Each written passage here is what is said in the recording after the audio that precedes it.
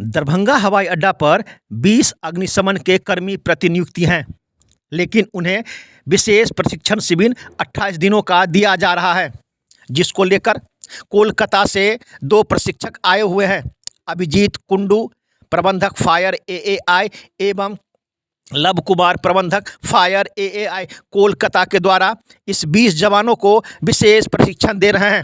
यह 28 दिनों तक यह प्रशिक्षण चलेगा। इस अवसर पर जिला अग्निशमन पदाधिकारी मनोज कुमार नट ने कहा कि हमारे सभी जवान पूर्ण प्रशिक्षित हैं, लेकिन उसके बावजूद भी इन्हें विशेष प्रशिक्षण दिया जा रहा है। अगर विमान में आग लग जाती है तो उससे यात्रियों को कैसे बचाया जाए, उड़ते हुए विमान और जब विमान उतरती है तो उस वक्त में अगर आग लगती है तो उससे यात्रियों को कैसे बचाया जाए, इसके लिए ये दोनों पदाधिकारी 28 दिनों तक हमारे जवान को पूर्ण प्रशिक्षित करेंगे। इन लोगों की प्रतिनियुक्ति हवाई अड्डा पर हो चुकी है, लेकिन उसके बावजूद भी इन्हें प्रशिक्षण दिया जा रहा है। इसको लेकर ये दोनों पदाधिकारी 28 दिनों तक इन जवानों को प्रशिक्षित करेंगे। इस अवसर पर जिला अग्निशमन पदाधिकारी मनोज कुमार नट ने पत्रकारों को पूरी जानकारी दी। वहीं कोलकाता से आए दोनों प्रशिक्षक ने भी पत्रकारों के कई सवालों का जवाब दिया। क्या सुरक्षा होगी यात्रियों के लिए, क्या ये लोग प्रशिक्षण देंगे? आप सुने दरभंगा दर्शन न्यूज से मनोज झा। नॉर्म्स है, नॉर्म्स के हिसाब से उसमें अलग कोई चेंजेज है तो आप कौन सा सोचेंगे? एक होता है ना कि भाई आगे चल रहे हैं, घनी बस्ती है, हो सकता है कोई बच्चा आ जाए अंदर, तो ऑटोमेटिक आदमी ब्रेक के पास जो है पैर रहता है, अलर्ट रहता है, मेंटली जो सिंक्रोनाइज रहती है, अलर्ट रहता है। ठीक, आप इस सब चीज़ों को यदि जानेंगे बेहतर ढंग से तो आप पहले से अलर्ट रहेंगे। भाई अपना रेडी करके रखो, कुछ भी हो सकती है। तो जो रिस्पांस टाइम 2 मिनट का कह रहे थे, मैं कह रहा हूँ कि रिस्पांस टाइम आपका जो है सो आधा मिनट का हो, 30 से स्थापित करना, हमको मिनिमम टाइम में मैक्सिमम आउटपुट देना है, ये सोचना है।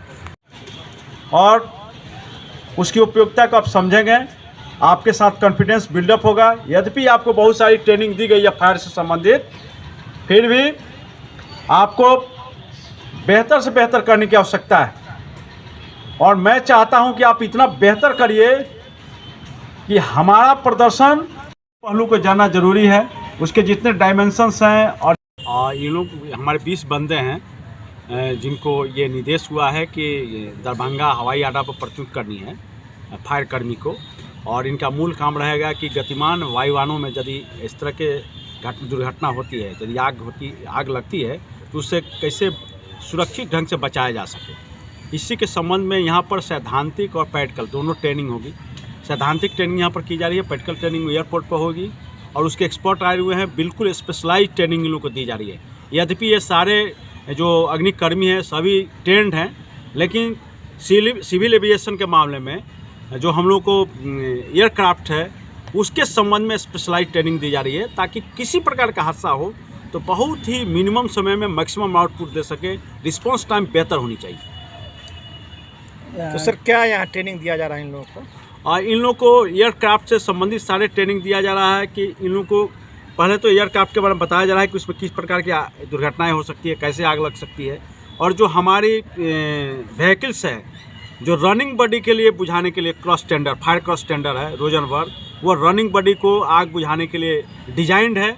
उस हिसाब से इनको बताया जा रहा है कि जो उसमें इक्विप्ड हैं उन सारे इक्विपमेंट्स के बारे में बेहतर ढंग से समझाया और पढ़ाया जा रहा है इन लोगों को। हमारा दरभंगा एयरपोर्ट में ACFT बोल के aircraft fire crash fire tender, वो इम्पोर्टेड व्हीकल है, ठीक है। वो उसका नाम है रोशनबर्ग बफलो, ये एक RAV भी बोल सकता है। ये एक्चुअली ऑस्ट्रिया का मेक है। इसका कीमत करीबन 5 करोड़ होता है। ये इसमें मल्टीपर्पज़ चीज़ होता है, और आग लग गया तो खड़ा रह के भी फायर फाइट कर सकता, मूविंग में भी कर सकता, और उसको मैक्सिमम स्पीड वगैरह है, रिस्पांस टाइम के हिसाब से डिज़ाइन भी हुआ है।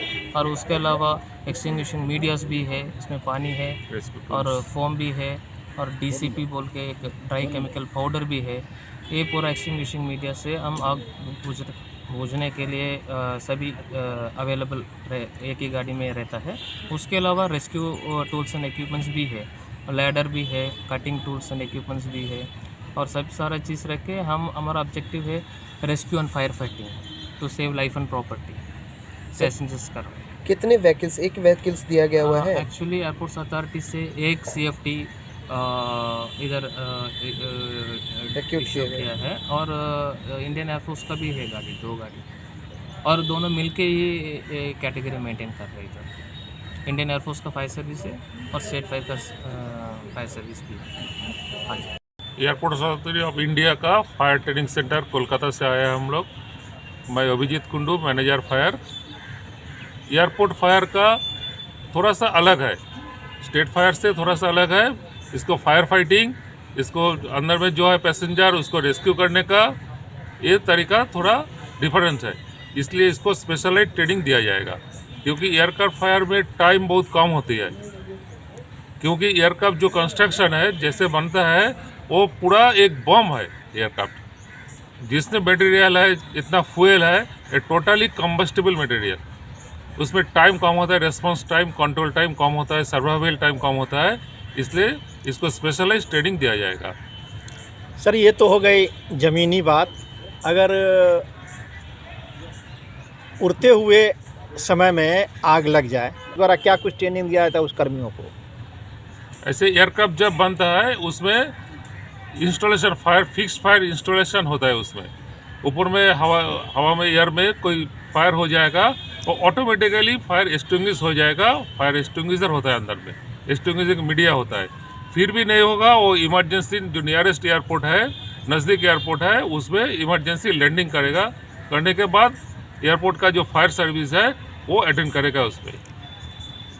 सर आम लोग भी इससे जागरूक हों, क्या उनके लिए भी कोई योजना है कि चढ़ने से पहले आम लोगों को भी इसकी जानकारी दी जाए कि अगर ऐसी संभावना दिखे तो आप क्या करेंगे प्राथमिक स्तर पर?